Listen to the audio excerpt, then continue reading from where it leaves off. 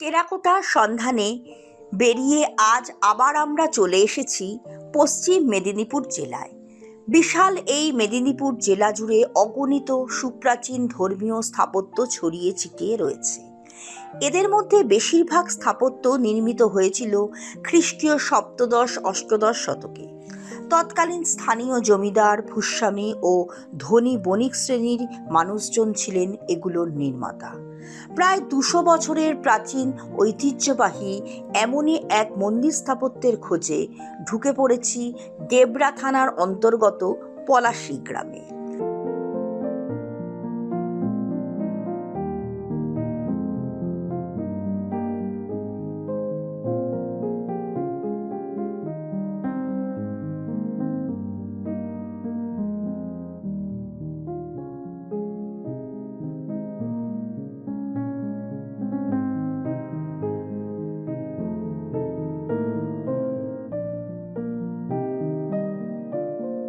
স্থানীয় মানুষজনদের জিজ্ঞাসাবাদ করে গ্রামের পথে হাঁটতে হাঁটতে এসে পৌঁছলাম প্রাচীন এক জমিদার বাড়ির ভগ্নাবশেষের সামনে। তৎকালীন স্থানীয় জমিদার নন্দী বংশের বাড়ি এটি।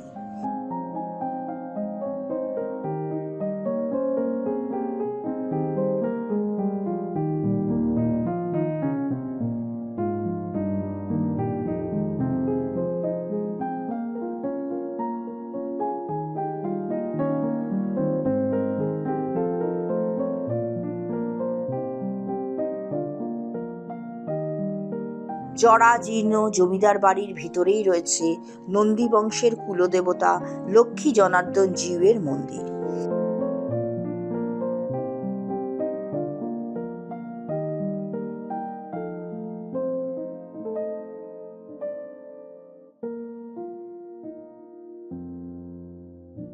ভূমিতল থেকে বেশ উঁচু একটি ভিত্তিবেদির উপর নির্মিত হয়েছিল দালান রীতির পূর্বমুখী এই দেবালয়টি। মন্দিরের মূল প্রবেশপথ 3টি খিলানযুক্ত। এই মন্দিরটির সামনের দেওয়ালের বেশ কিছু পোড়ামাটির চিত্রফলক লক্ষ্য করা যায়। মন্দির লিপি অনুযায়ী 1231 বঙ্গাব্দ অর্থাৎ 1824 খ্রিস্টাব্দ হল এটির প্রতিষ্ঠাকাল।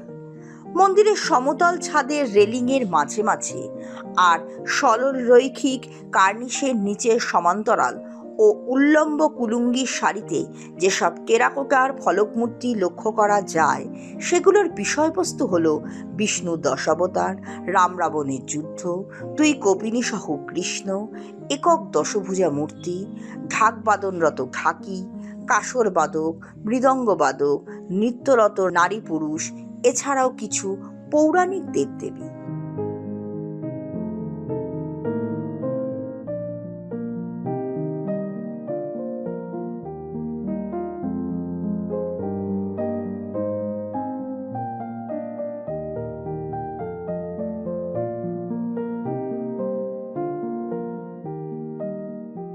ছাদের রেলিংয়ে ঠিক মাঝে রয়েছে একটি গরুর মূর্তি।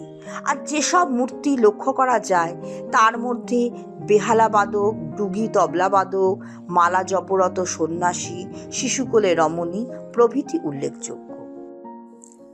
আমরা এখন পশ্চিম মেদিনীপুর জেলার ডেবরা থানার অন্তর্গত পলাশী গ্রামের এক প্রাচীন মন্দিরের সামনে রয়েছি।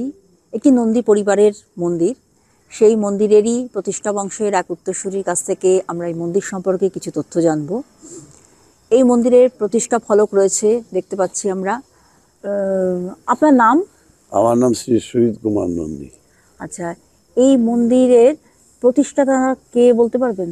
আমার ঠাকুর দাদার বাবা শ্রীনাথ নন্দী বা তার পূর্বপুরুষ। আচ্ছা, 1231 হলো বঙ্গাব্দতে এটা প্রতিষ্ঠা হয়েছিল, মানে 200 বছর হয়েছে ওপেন করা হয়েছিল।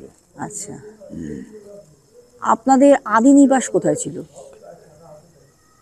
আদি নিবাস ছিল ইয়েতে, ওটার নামটা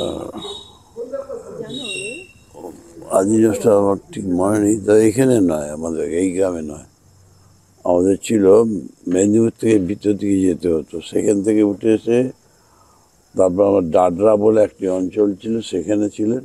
আনন্দপুর, ওই রকমই আনন্দপুর এরকম নামটা ছিল। আচ্ছা। আনন্দপুর। যাই হোক, ওখান থেকে ওখান থেকে আমরা ডাডরা আসি, ডাডরার থেকে কাঁটাপুকুর, আমার পূর্বপুরুষরা সব আসে।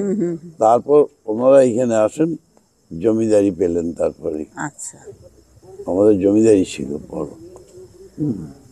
সেটা কত কত বছর আগে হবে সেটা? ধরুন আমার বাবা ঠাকুরদাদার বয়স এখন হ্যাঁ প্রায় 170 হবে। মানে জমিদারি পাওয়ার পরে এই মন্দির তৈরি হলো? জমিদারি আগেই মন্দির, জমিদারি জমিদারি মানে মন্দির হয়ে গেছে তখন, তারপরে জমিদারি এসছে। তা তার আগে তাহলে আপনাদের মানে পূর্বপুরুষরা এখানে এসছে। হ্যাঁ, তাদের তাদের একটা এত বড় বিশাল মন্দির তৈরি হলো, তখন তো জমিদারি পাননি তখন আপনারা? ঠিক ওই মুহূর্তেই এসছে। তো আমাদের ব্যবসা ছিল, ব্যবসা ছিল, কিসের ব্যবসা ছিল? নুনের ব্যবসা ছিল, নুনের ব্যবসা। আচ্ছা আচ্ছা। বুঝলেন। কলকাতাতে ব্যবসা ছিল। আহিরটোলাতে 2 নম্বর আহিরটোলা স্ট্রিট, ওইটা আমাদের প্রথম বাড়ি ছিল। আচ্ছা, ওইখানে থেকেই ঠাকুরদাদা ব্যবসা করতেন। বেশ। তারপরে ওই ব্যবসা থেকে তারপর জমিদারি নিয়েছিলেন। তারপরে জমিদারি চলে যায়। ওটা জমিদারি চলে গেল 1956 না 58 সালে, ঠিক সালটা আমি অ্যাকুরেট বলতে পারছি না। তো ওই সময় আর কি আমাদের ফুল এটা ছিল। এইখানে জমিদারি, এটা বাড়ি, এটা হ্যাঁ, এটা বোঝাই যাচ্ছে এখানে একটা এই যে পিলারগুলো দেখছেন পিলারগুলো না, রয়েছে, পিলারগুলোর হ্যাঁ। উপরে আমার যে ছবিটা আছে বাড়িতে। হ্যাঁ, মানে সব ভেঙে পড়েছে সেটা বোঝাই যাচ্ছে। হ্যাঁ, ভেঙে দেওয়া হয়েছে, নাহলে ভেঙে দেওয়া হয়েছে, নাহলে মুশকিল ছিল। কেন ভেঙে দেওয়া হয়েছে কেন? তখনকার দিনে তো তো ইটের আর এই হ্যাঁ, চুনসুরকি চুনসুরকির বাড়ি, আর উপরে ছিল আপনার কাঠ, কোনো বড় টালি দিয়ে ছাদটা ছিল। তার সূর্যের আসার জন্য বিরাট একটা ছিল, কাঁচের। আমার কাছে নেই, মোটা কাজ। যখন আলো আসতো এমনি আলো হয়ে যেত ঘরের ভিতরে। ভেঙে দেওয়া হলো কেন? পরে ভেঙে ভেঙে পড়ে যাচ্ছিল। ছিল, তারপরে ধীরে ধীরে খারাপ হয়ে গেলে যা হয় অবস্থা, তারপর রক্ষণাবেক্ষণ করতে হবে। যখন শেয়ার হয়ে যাচ্ছে, বিশাল উঁচু ছিল। এই এই সমস্ত ছাদও তো ভেঙে পড়ে গেছে। হ্যাঁ, এই মন্দির সংস্কার হয়েছে কত বছর আগে? না এর বেশি আমি নিজেই এটা করেছি, বুঝলেন। 3-4 বছর ধরে একটু একটু একটু করতে করতে লাস্ট ইয়ারে এটাকে ফিনিশিং করেছি আর কি। আচ্ছা, মানে মন্দির তৈরি হওয়ার পরে পরে কোনো মধ্যখানে একবার হয়েছিল, আচ্ছা সে খুব সামান্য। আচ্ছা, তারপরে এই হলো, তারপরে এটা পুরোটাই রিনোভেট করেছে। হ্যাঁ, আচ্ছা, এটা যে বাইরে যে কাজ হচ্ছে এখন, একটা রাসমঞ্চ, বহু জায়গার থেকে লোক আসতো এখানে, বহু দূর দূর থেকে। আর কলকাতাতে বড় বড় সমস্ত যাত্রা পার্টি এসে এখানে যাত্রা করে গেছে। খুব বড় সব নায়করা সব এসছেন যাত্রা পার্টির। আর এখানে এমনি নিত্য পুজো হয়? হ্যাঁ, প্রতিদিনই 3 বার পুজো হয়। সকালে বাল্যভোগ দেওয়া হয়, বেলার দিকে আবার ওনাকে এমনি যা ভোগ টোগ দেওয়া হয়, আর রাত্রিবেলা সন্ধ্যা আরতি হয়, তারপরে ভোগ দেওয়া হয়, তারপরে ওনাকে লক্ষ্মী জনার্দন, লক্ষ্মী আর জনার্দনের শিলা রূপে, লক্ষ্মী শিলা। আর এমনি 12 মাসে 13 পার্বণ সবটাই হয়? হ্যাঁ, সমস্ত ঝুলন, এখানে ঝুলন হয়, জন্মাষ্টমী হয়, সব এখানে ওই ভিতরে ঝুলন টুলন সাজানো হয়। তবে রাস মঞ্চে তো রাস হতো, ওই সামনে জায়গাটা বিরাট রাস, আমাদের ঝাড় লন্ডন ফন্ডন সব ছিল, সব অনেক দূর দূরান্ত থেকে সব লোক আসতো।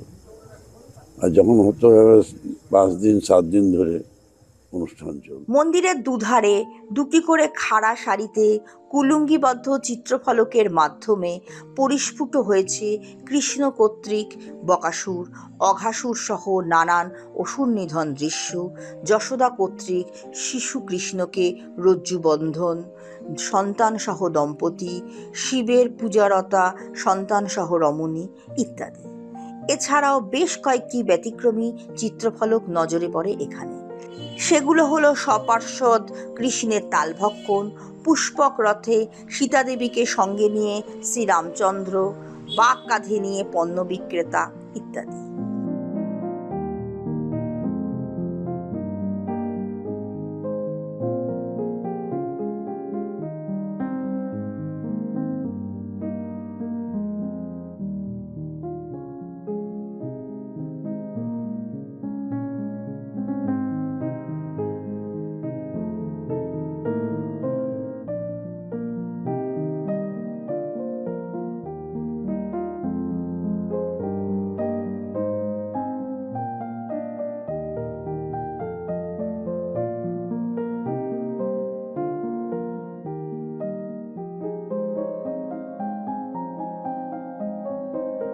অলিন্দহীন এই মন্দিরটির প্রবেশপথে 3টি খিলানের উপরের অংশে অলঙ্করণে পঙ্খের সুন্দর নকশা, ফুলকারি, টিয়া পাখির শাড়ি ইত্যাদি নজর কাড়ে। গর্ভগৃহে শিলারূপী লক্ষ্মী জনার্দন পূজিত হন।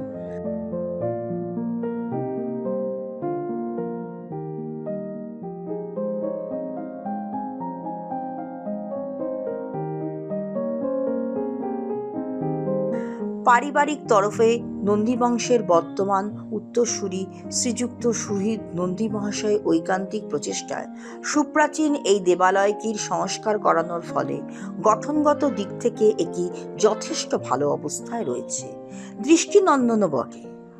মন্দির দর্শন শেষে আবার আমরা এগিয়ে চলি পরবর্তী গন্তব্যের উদ্দেশ্যে।